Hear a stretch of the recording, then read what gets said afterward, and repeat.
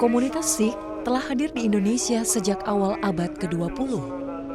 Sebagian besar menetap di kota-kota dagang seperti Medan, Surabaya, dan Jakarta.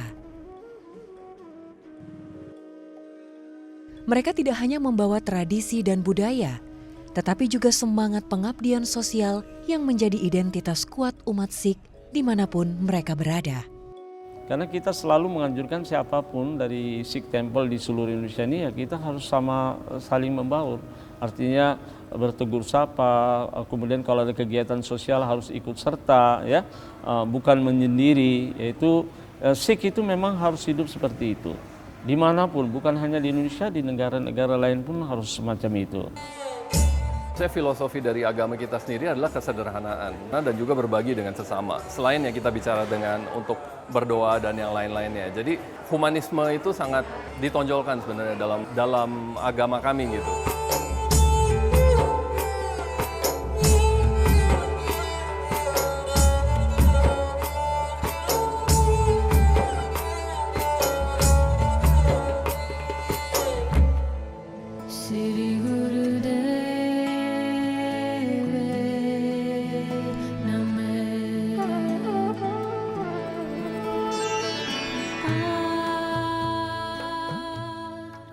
Sebagaimana di tanah kelahirannya, setiap komunitas Sikh selalu mendirikan gurdwara atau rumah ibadah yang sekaligus menjadi pusat kehidupan sosial dan kemanusiaan. Di Jakarta, Tanjung Priok menjadi salah satu titik penting persebarannya, tempat komunitas berkembang sekaligus mempertahankan tradisi leluhur. Gurdwara ini sudah berdiri sejak Mei 1925. Jadi Sikh itu artinya seorang anak yang menimba ilmu, yaitu ilmu belajar tentang agama, tentang kehidupan, yaitu agar kita itu menjadi orang yang baik di mata Tuhan. Mereka di tahun 1924 itu ya, tahun 1924 bersama para imigran yang berdagang di sini sama orang Sikh yang ada di Jakarta ini di Tanjung Priok bertemu lalu mencari kesepakatan bagaimana kalau kita ambil satu tempat yang kita sewa untuk kita bisa sama-sama beribadah. Sampai setelah 1 tahun lalu mereka memutuskan untuk membeli tempat itu. Maka semuanya saling bergotong royong ya, memberikan sumbangsinya sedikit demi sedikit sehingga uang itu terkumpul, sehingga mereka sama-sama melakukan kegiatan sembayangan secara bersama-sama gitu. Ya itu yang terjadi. Baru tahun 1925 dibentuklah Sikh Temple Tanjung Priok.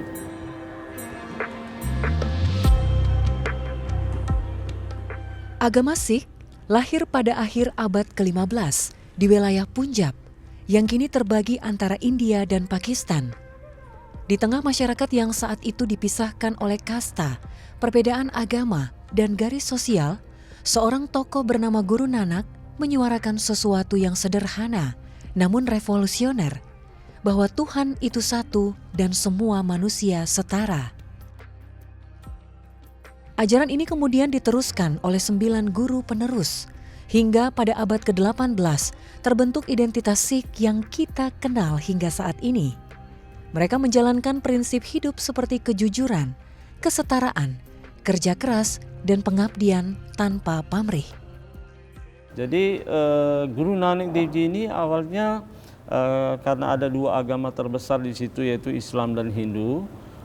Namun walaupun memiliki 2 agama itu masih juga selalu satu sama lain itu terjadinya keributan, terjadinya seperti orang-orang yang kasta-kasta tinggi itu selalu merendahkan orang-orang yang kasta rendah karena ada sistem kasta di agama Hindu. Jadi bukan hanya Sikh, tapi kepada semua orang di dunia ini bahwa apapun agamamu kita harus ingat kepada Tuhan kita. Kemudian yang kedua itu adalah Kirtkani, bahwa seorang Sikh itu tidak boleh bermalas-malasan, harus tekun, harus bekerja. Kalau badannya itu sehat, ya, sehat walafiat, maka dia itu harus bekerja. Artinya mencari nafkah tapi mencari nafkah di jalan Tuhan. Kemudian yang ketiga itu adalah Wandiki Syekna. Wandiki Syekna itu adalah sebagai ungkapan rasa syukur kita atas rezeki yang diberikan oleh Tuhan. Itu kita harus sharing, itu membagi. Jadi membagi itu bukan kepada kaum sendiri, tapi kepada semuanya, tidak terbatas.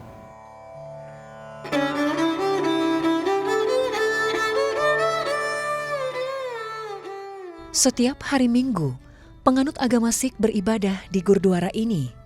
Mereka diwajibkan memakai tutup kepala sebagai bentuk penghormatan kepada sang guru dan orang-orang yang hadir di sana. Di bagian depan tengah dari Gurdwara ini terdapat Manji Sahib atau mimbar yang di atasnya diletakkan kitab suci Guru Granth Sahib. Seseorang menjaga dan mengipasnya dengan kipas khusus. Saat memasuki ruang ibadah, umat Sikh memberikan penghormatan menghadap kitab suci ini. Kitab ini dianggap sakral karena tidak hanya memuat ajaran rohani saja, tetapi juga syair, doa, dan lagu yang mengajarkan nilai kemanusiaan serta hidup dalam pelayanan. Jadi semua sabda yang ditulis itu diserahkan oleh guru yang bersangkutan kepada guru yang berikutnya. Jadi Guru Granth Sahib ini adalah sebagai suatu pedoman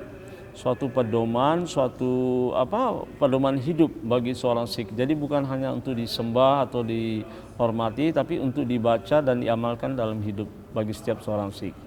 Nah, dan ditempatkan di yang sangat spesial karena ini raja dari atas segala raja.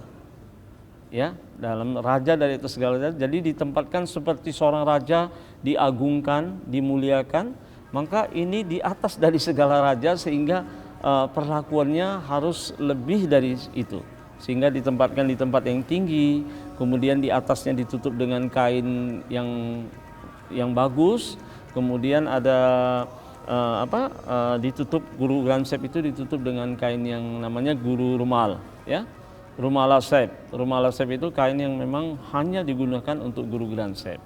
Lalu ada kipas tadi itu namanya Chaur Sahib.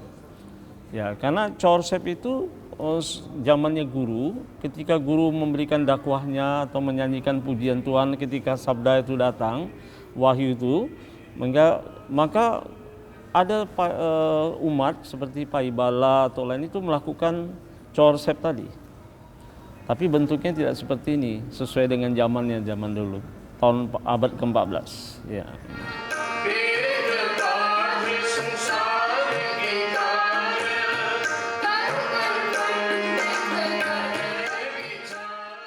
Bacaan ayat suci Guru Granth Sahib berupa lagu yang memiliki irama dan nada, diiringi musik gendang khas India, Pakistan, serta rebab.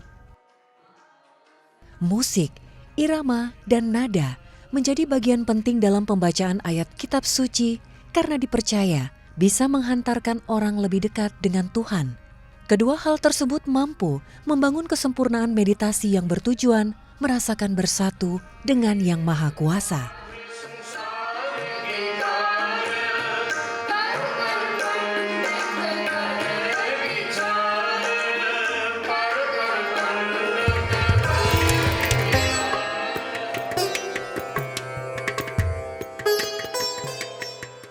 Gurdwara bukan hanya tempat berdoa, tapi juga tempat berbagi. Tempat ini disebut langgar atau dapur. Beberapa umat Sikh secara sukarela sudah sibuk sejak pagi menyiapkan makanan yang hendak disajikan bagi seluruh umat Sikh dan para pendatang di hari tersebut. Di mata umat Sikh, pelayanan terhadap sesama adalah bentuk tertinggi dari ibadah.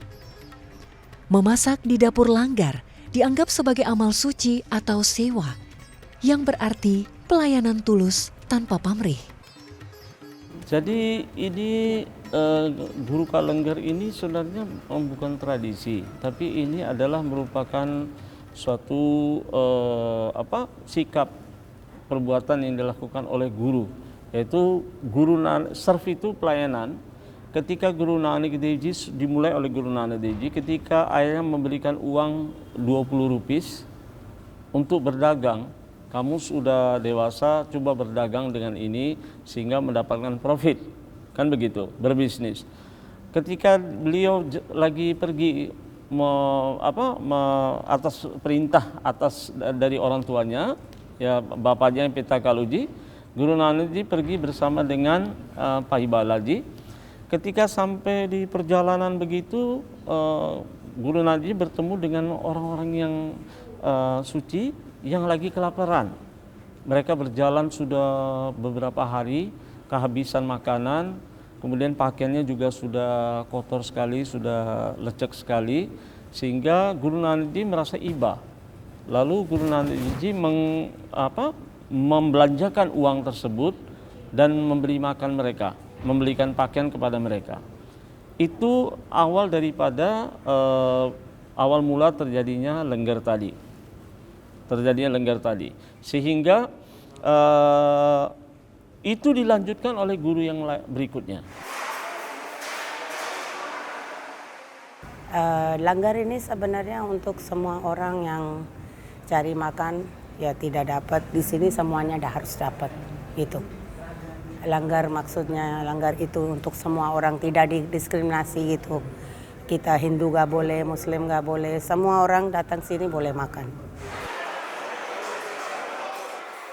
Saya giling roti, jadi saya tahu ada 200 roti saya giling ya. Sama-sama ibu yang lain. Boleh dibawa pulang, kalau mungkin satu-satu ya, kalau sisa boleh dibawa pulang. Tapi tidak boleh terlalu ini banyak-banyak bawa pulang gitu, tidak boleh seperti itu juga. Yang lain juga biar bisa bagi gitu maksudnya.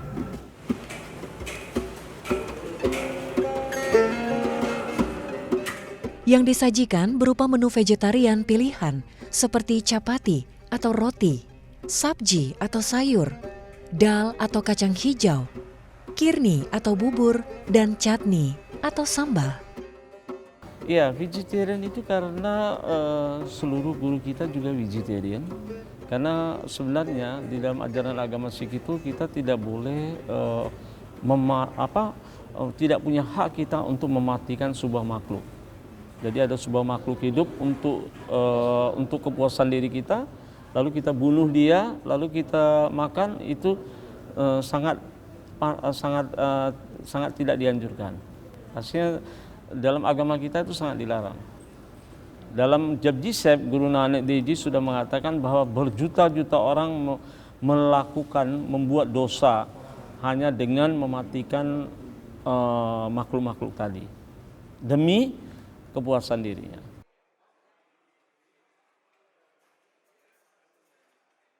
Jadi ini adalah suatu ajaran ya, suatu ajaran bukan tradisi, suatu ajaran yang diberikan oleh Guruji. Dan lengger ini bukan hanya harus di dalam Gurudwara, tapi bisa kita lakukan di tempat-tempat seperti terjadinya musibah, atau ada tempat yang dimana suatu desa atau suatu tempat yang dimana dibutuhkan lengger tadi di rumah sakit atau apa, maka itu bisa dilakukan di situ. Konsep lengger ini sebenarnya diberikan untuk mereka yang membutuhkan. Namun di rumah ibadah dibuat semacam itu agar siapa saja yang ingin dan membutuhkan makanan bisa datang ke rumah ibadah.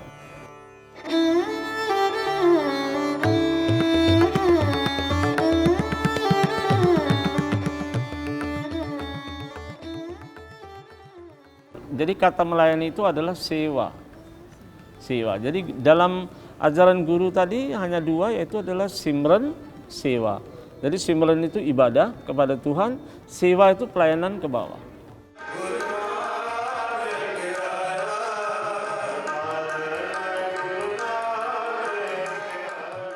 Di banyak tempat, Gurdwara dikenal sebagai rumah ibadah dan dapur kemanusiaan.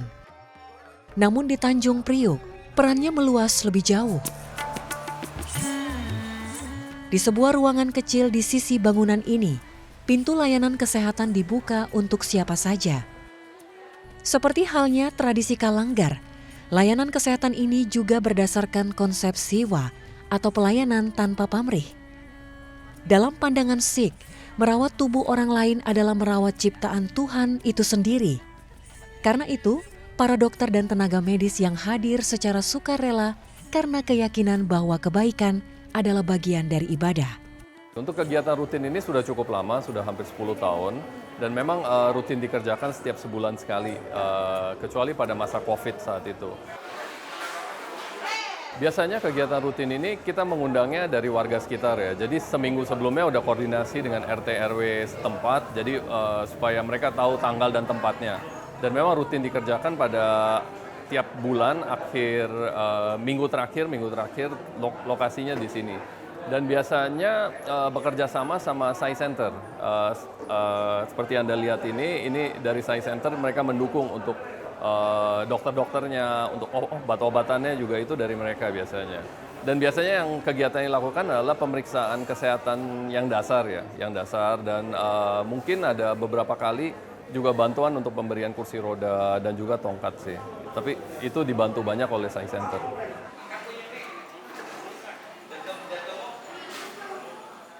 Tiap bulan minggu terakhir di sini, minggu 2 di Pluit, ya. Dan selain itu kita ada tiap minggu ada. Berapa tempat kita ada yang orang minta kita pergi ke tempat itu, kita khusus bawa mobil kita kerjain sana. Kalau orang kita sini general medical aja, tapi kalau ada yang orang serius, kita ada beberapa dokter, kita kalau bisa bantuin, kita kirim ke rumah sakit yang lain, kita kasih surat dukung aja. Kami dari Yayasan Siti Sang Baba, kalau ada perluan dimanapun bencana ke apapun, kita siap untuk bantu.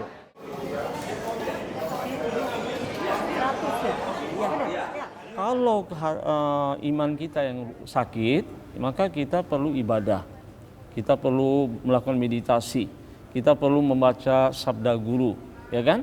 Namun kalau raga kita yang sakit, ya kita perlu secara manusiawi itu perlu obat. Layanan kesehatan yang diberikan memang sederhana, namun bagi warga, hal ini berdampak besar bagi mereka. Layanan ini selalu dinanti oleh mereka setiap bulannya. Pelayanan kesehatan gratis ini bukan sekadar kegiatan sosial. Ini adalah jembatan yang menghubungkan manusia lewat kepedulian. Iya, mereka semua orang enak gitu. Dia ramah. Kita baru datang aja, dia udah disambut ramah gitu. Pokoknya enak deh di sini. Senang aja gitu berobatnya. Satu, bukan cuma hanya gratis kan, obatnya juga bagus juga. Gitu ya, seperti itu aja.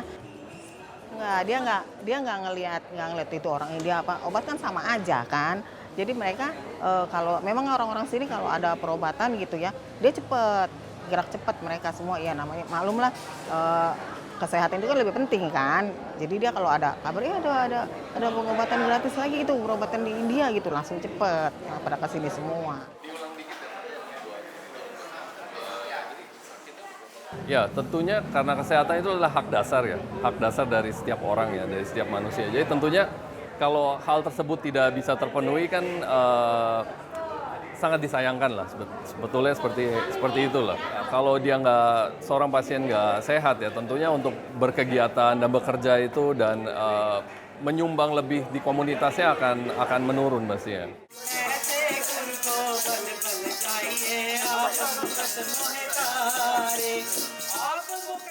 Ya sebenarnya eksistensi kita sebagai Sikh itu di Indonesia ini karena kita saat ini lahir sudah generasi keempat ya, generasi kelima yang sudah lahir di Indonesia, maka kita menganggap bahwa inilah negara kita, inilah tumpah darah saya.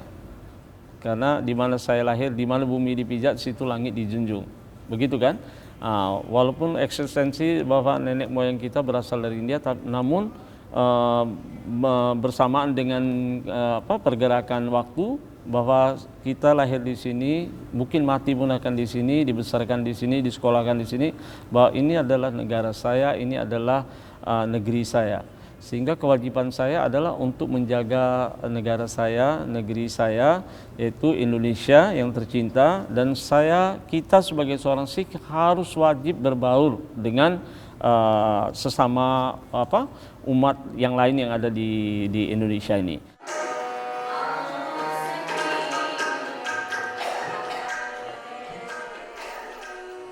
Gurdwara Tanjung Priuk menunjukkan bahwa kemanusiaan bisa hadir dalam bentuk paling sederhana. Semangkuk makanan hangat, tangan relawan yang memeriksa kesehatan, dan ruang kecil tempat di mana orang merasa diterima tanpa syarat. Disinilah ajaran Sikh menemukan maknanya bahwa melayani adalah bentuk tertinggi dari cinta dan kasih. Awo Sikh Satguru ke Pyaryo Gawo Seci Bani, di mana Guruji mengatakan di sini bahwa, hai Sikh saya, marilah kita sama-sama mengagungkan kebesaran Tuhan melalui Sabda Guru.